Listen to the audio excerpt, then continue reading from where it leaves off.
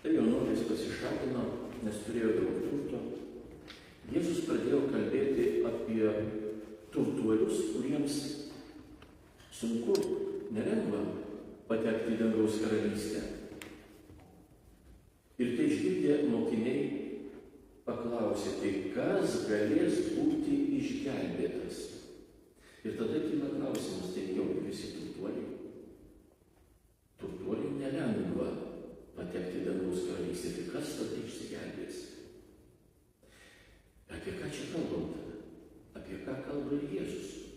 Nuo kokio momento, nuo kokios sumos žmogus laikomas turtuoliu, kur jau jam nelengva patekti į dangaus karalystę, nelengva atsisakyti turto. Ir kodėl mokiniai tada klausia ne apie turtuolius, bet apskritai, kas galės tada būti išgelbėtas.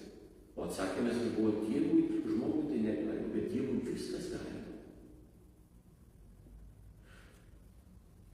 Turime omeny čia ne tik turtai nuo kažkokios sumos, kur jau sunku atsisakyti, o tai, kad kažkoks turtas, kažkoks daiktas yra tiek branginamas, tiek pritraukia prie savęs žmogų, kad jau nebegali atsisakyti net vardan to, kad galima būtų sekti Jėzų. Ar daug viską tik ir sek mane? Negali atsisakyti, taip, jis daug turto turėjo, daug.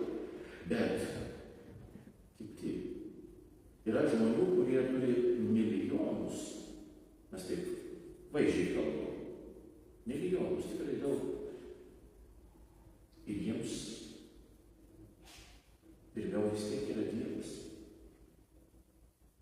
O yra žmonių, kurie mūsų akimis žvelgiant nieko neturi. Jie nėra tarp tų turtingųjų, kurie ten kažkokios jau sumos bankuose ar dar kur nors. Ir jiems sunku visą tai reikia išparduoti.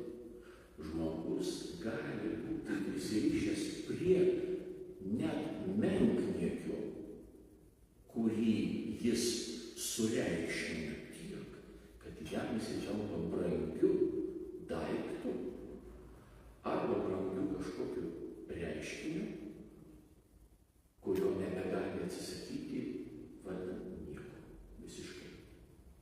Jis prisirišęs prie jo. Ir tai gali būti tiesiog vaizdžiai kalbant 10 eurų. Bet jis negali, jam tai yra svarbiau. Ir va čia esmė, tai yra pagauti esmę.